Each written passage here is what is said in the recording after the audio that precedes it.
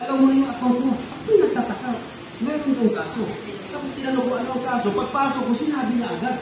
Sabi ko, ang lakas ko talaga sa iyo, Panginoon. Ibig sabihin mga kapatid, kapag positive thinking tayo sa ating pag-iisip, kailangan sabayan rin natin ng gabay sa ating Panginoon.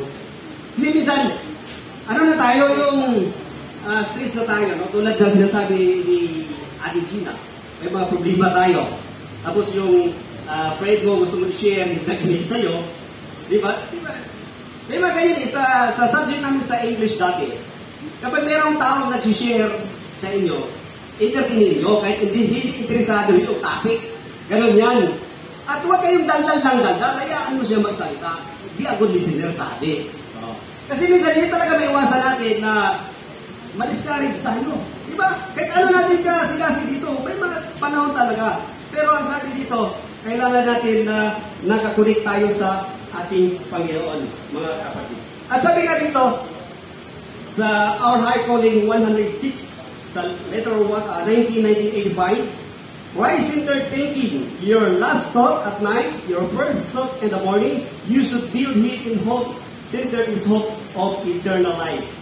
At sabi pa dito, Christ changes thoughts. Christ came to change the current of this non-thought and affection. Testimonies for the Church, Volume 1, 196. So yung mga pag-iisip natin mga kapatid, hindi sa negatibo, ang Panginoon po ang nagbabago sa atin yan mga kapatid. So, lalo na, ngayon, may mga kanya-kanya tayong mga problema.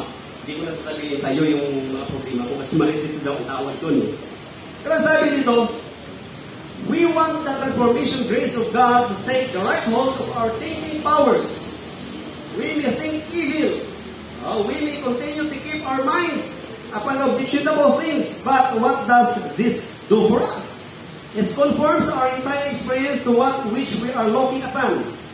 Sabi pa dito, but by the